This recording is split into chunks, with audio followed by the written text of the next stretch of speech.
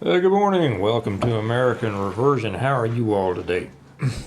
Let's talk about this bloodbath that's supposedly coming our way. And I'm not saying that it's not, but I know a lot of people are jumping on this. Oh, it comes from that statement that Trump made, but that was in response to something that a Chinese um, motor company CEO said. So I want to cover that. And of course, the other side, they're using it as if Trump is predicting, civil war and everything. There's going to be a violence, things like that. So let's talk about that. But I have something to share with you all first.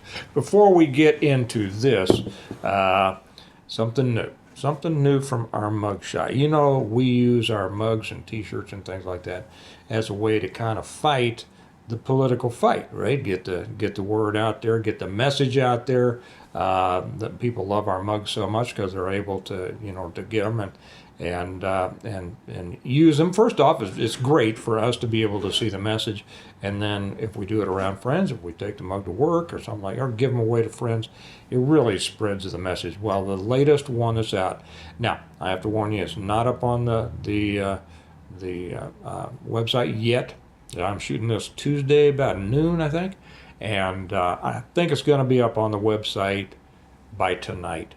So we'll just see how that goes. I probably will. My web guy's great. Okay, you know, well, I'll just show it to you. Make America great again, again. Okay? And on the sidebar, it is MAGA. I kind of coined that because I think we're sitting around and talking to some family, joking about this. Well, he made it greater once. We're going to make America great again. So there's the sidebar, and it's got 45 and 47 because he was the 45th, and we fully intend for him to be the 47th. And of course, it's got the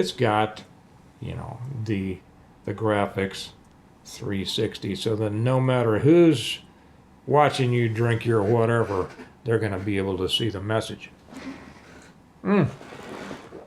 Tastes like victory, right? So those will be available tonight, probably on the website. So get ready. Okay, let's talk about this bloodbath. What a lot of people don't realize is that when Trump made the statement about the coming bloodbath, it had to do with the fact that China is shipping a whole bunch. And by the way, I read an article recently about there are more containers, Chinese containers, coming into Mexico than I think the United States now. I could be wrong on that, but it's getting close. Anyway, so we see that China is using Mexico as a back door, and Mexico is, of course, going along with it because it's money for them. They're becoming a major trading partner with China. And we know that it's not just cars and things like that are coming in, and the fentanyl precursors are coming in, and so it's all, it's an enemy from around the world to an enemy just a few miles south working together, and they are threatening our country. But what he was talking about, of course, was Chinese vehicles. That China is setting up plants in Mexico in order to circumvent certain limitations between trade limitations between us and China, and ship them up north here. Now, American auto companies have been making cars in Mexico for years, and I've always said, what's an American car? Is it a Dodge made in Canada, a Ford made in Mexico, or an Audi or whatever the others are, Toyota or whatever they are, made in Georgia? Who knows? I mean, it's become a worldwide, international market, as we know. But what Trump was referring to, of course, was that as China goes forward with these plans to build these big plants in Mexico, and if they intend to ship their cars across into our country, he's going to put 100% tariff on them, and because if he doesn't, there's going to be a bloodbath. What he was talking about is, of course, in our economy. Now, whether that bloodbath can also apply to something else, And we'll talk about that upcoming movie, Civil War. I think that's going to be something of great interest to a lot of people. A lot of people. And we'll see what it stirs up. I think it's going to stir things up on both sides. Certainly nothing that anybody should want. I know that there are times that things are pretty much unavoidable. You know, if you get pushed to a certain way, that's the way it's going to go. But well, boy, you know, we don't want it. Anyway, so I'm going to read something. This was in Breitbart, and this was the head. His name is He Xiaoping, I think. The CEO of XPeng Motors predicts a bloodbath against America's auto industry with the help of cheap China-made EVs, electric vehicles. So I'll read just a little bit of this. Over the weekend, former President Donald Trump was campaigning in Vandalia, Ohio, when he warned that without fierce new United States tariffs on China-made EVs, the American auto industry would face a bloodbath for the country with jobs lost and industry offshored. Well, he's exactly right. Exactly right. We're going to put a 100% tariff on every single car that comes across the line, and you're not going to be able to sell those cars if I get elected, Trump said. Now, if I don't get elected, it's going to be a bloodbath for the whole. That's going to be the least of it. It's going to be a bloodbath for the country. That's going to be the least of it, meaning the cars. Yeah, you're right. And you know, you can parse words, but we don't have to talk about a real physical violence bloodbath. It's a bloodbath for the economy. This country is going down the tubes, and it's going down fast.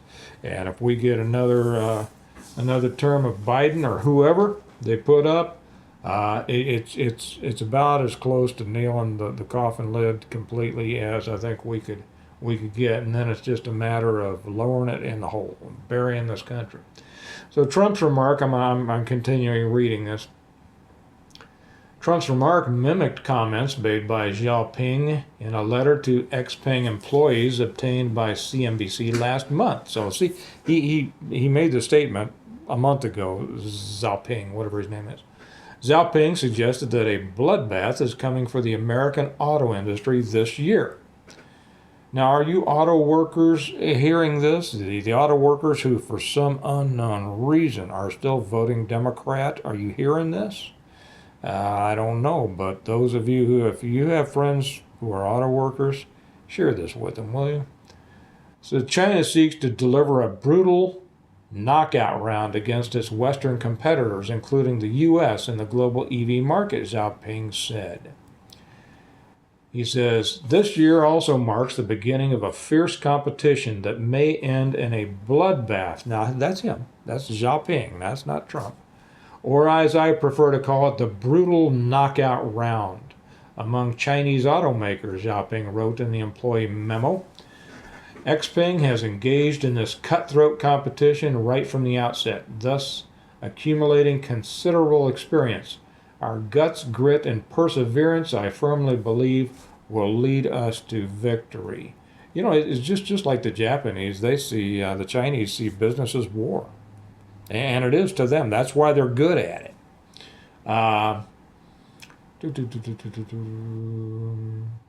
As Breitbart News reported, the corporate media and President Joe Biden's presidential campaign were quick to jump on Trump's remarks and characterize them as a warning of political violence if he does not win this year's election.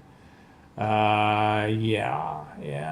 They say, this is who Donald Trump is, a loser who gets beat by over 7 million votes and then instead of appealing to a wider mainstream audience, doubles down on his threats of political violence, Biden campaign spokesman James Singer said. Okay, so now, you know, hopefully everybody understands the context in which this was made. Excuse me, I need another drink from my Maga cup. Mug. And so when you hear these morons talking about this, if you have friends who are still unfortunately uneducated enough to support Biden and the Democrats, please share this with them. And you have to share this in a way that makes it clear to them and plain to them. Okay, you have to be vocal, you have to be out there, you have to promote it, you have to push it. But the thing is, I think I mentioned last week when I did one on here that Victor Davis Hanson says that he believes that this election is the last chance for us to keep our republic. And whether that's going to be possible or not depends on how many of us, how many of you get out there and push. It's not enough to vote. You have to be out there actively involved. This is a political fight. This is not a physical fight. This is a political fight. The political fight is the one that we've got. Now, the people who hamper our cause are those who either refuse to see the truth or won't participate in the political fight. And I'm sure that some of you know some who will say, I mean, we get them on this channel. We get a lot of them over on the other channel, but not so many on here, but occasionally we do. Who will say, well, they just don't like politics. They're fed up with it. They think that all politics is dirty. It doesn't matter. Presidents are selected, not elected. And there's a little bit of truth in all of that. But they excuse their non-involvement with this. I'm just done with politics.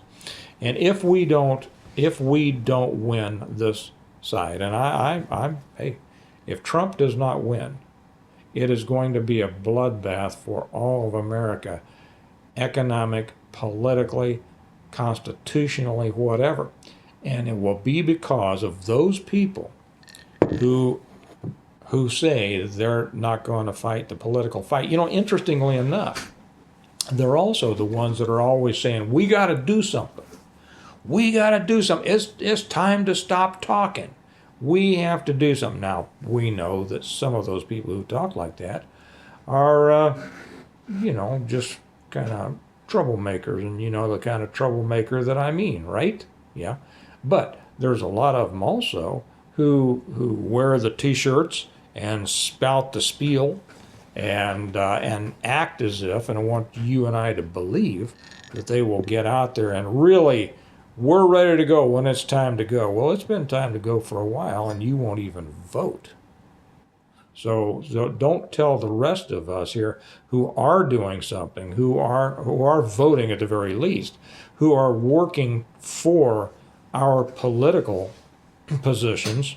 Don't tell us that you're going to get up and fight someday in a physical fight when you won't even get in your truck and drive down once every 4 years and hit a switch in a voting booth. You see, that was a right that was won for you, or privilege that was won for you. And there are people who will disagree as to whether voting is a right or a privilege, and you might be go down that rabbit hole and you'll find something that surprises you. But these are the things that our forefathers fought for and died for, and spent a long time building what this country was supposed to be. And so often the people who won't do something seem to be the most vocal about when the time comes, or they'll tell the rest of us, it's past time for voting, right? Okay, well, but they haven't done anything. So I'm going to repeat this over and over and over again because I think it bears repeating, and it needs to be pounded into the heads of people. If we don't pull this out, if Trump does not get back in this election, this country is over. It is over, and that's not being melodramatic. That's not hyperbolic. Okay, this country, the way it was designed, the way that it should be, is over. Period. And those people who would not do the very least and get out and vote because they were just too smart, too good, too whatever, they will be the ones at fault. I never blame my opponent. My opponent is trying to win just like I am. Okay, I don't blame them. I think that they're evil, but I don't blame them. What I blame is the ones who won't stand against evil.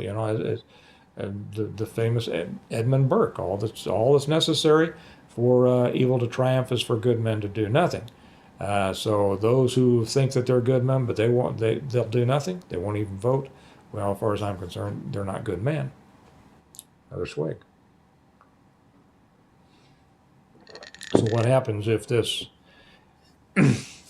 election comes out with a Biden win? And don't think it can't happen. It can happen.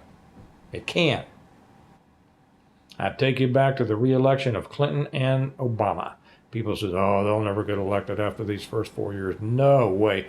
We don't even have to show up. The people see how horrible they are now, and there's no way they're getting back in. And how many of them got back in? Both of them.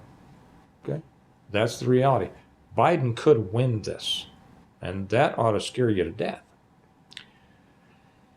Imagine the country that we will live in if that happens. It won't be the America that used to be. It won't be the America that was supposed to be. It will be a United States, a union of Soviet socialist states. And then we might be able to look at, I don't want to say we would look forward to it, because I certainly don't, and I doubt you do either. And then we might see a total collapse, a total fragmentation, and something like apparently this Civil War movie is depicting. We will see that. I don't know. It could. We have to realize that that's a possibility. But just winning this one is just the first step. This one. My God. If we don't continue to push it after that, it'll be a 4-year semi-reprieve. You know, I remember when Trump was running, and a lot of us sat around and we agreed this as well.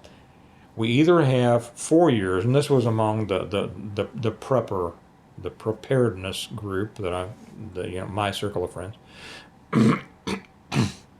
If he gets in, before he was elected first, we'll either have a 4-year or an 8-year reprieve. So we have to do everything that we can during those 4 years. And then if we get a second 4 years, we have to continue. Well, we only got 4 years. We got 4 years to try to cram in everything that we needed to get done. Those people who took that time to do so ended up in much better situation, because the last 3 years has not been that good, has it? I mean, certain things have happened. Ammo prices have come down, a whole lot of things.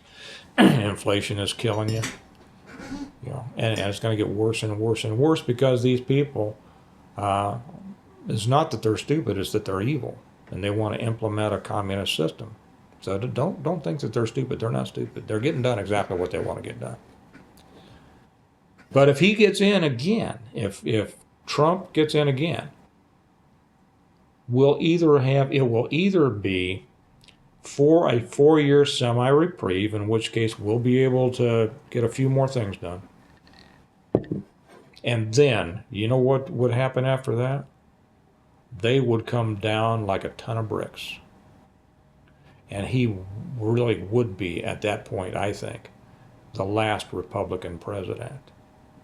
Because if they get back in, whether it's reelected now or back in after Trump, another Trump term, they are never going to let it go. This will be the end, my friend. The end of my friend, yes. This will be the end of America as we know it. So that's why it's important that he gets in. But realize also, him getting in this term is not the end. After that, we have to start pushing the right things. Okay? Our God-given rights, taking this country back to the way it's supposed to be, an American reversion, doing away with all this commie crap that we've been dealing with for the last 100 years, and setting this boat back on the right track. But that's going to take everybody. That's going to be everybody fighting hard for it. And the problem with our side is, when our side wins one, they go, oh, okay. See what's going on. Okay, we won. Cool. Everything's cool now. Everything's great. Everything's good. And then the other side keeps fighting. And they win it back. Our side is not good at a prolonged effort. Our side is an occasional flash in the pan, and that's sad to say. It really is too bad. But our people are too busy just working and wanting to be left alone, and that's the problem. They have this idea that they're going to be left alone. We're never going to be left alone. This is a continual fight, and if you're not willing to be a part of the fight, well, you're just a victim waiting to happen, or you're expecting other people to fight for you. And I can't imagine that we would have anybody on this channel that would be like that. And I'll say right now, as most of you know, I couldn't care less about having a whole lot of viewers, because I want to say what I want to say, and it'll hit on some, and if it doesn't hit on others, so be it, right? But I'm going to say what I want to say, and what I think the truth is. That I hope that if there's anybody out there watching this, and you are not willing to work for this and fight for this, I hope you unsubscribe. Go somewhere else. You're a waste of time. Now that was pretty mean, wasn't it? But let me put something on the end of that. But I hope you're not a waste of time. If that just offended you, I hope that it woke you up and made you realize how important you are in the fight and the struggle. You are important. Everybody out there listening to this is important. And it's not just important that you do everything you can yourself. It's important that you have an influence on as many others as you can. That is the only way this country gets saved. And if it doesn't happen this time, it will never happen. That's my thought. So there you have it. Get out and do something, all right? And these mugs, this is beautiful. I love it. These mugs will be, I imagine they'll be up on the website tonight. This is one of those you ought to, like I said, I've had a number of people buy a lot of mugs. They'll send in for a set and to give to friends and things. I understand. Hey, not everybody has the money for these. I get it. I get it. That's all right. You don't have the money. I'm sorry. Someday you'll be able to buy yourself one. I hope you can. But buy one for a friend. Buy some for your group. Buy what you can, but spread the message. And more importantly than that, work for it. This is just a tool to work for it. Work for it. If we lose this one, we lose it forever. Okay. Have a good day. Keep it in mind. Get out there and do something. Remember that America needs a reversion. It needs you to be a part of it, me to be a part of it, and everybody we know. Okay? Y'all have a good one. I'll talk to you later. Bye-bye.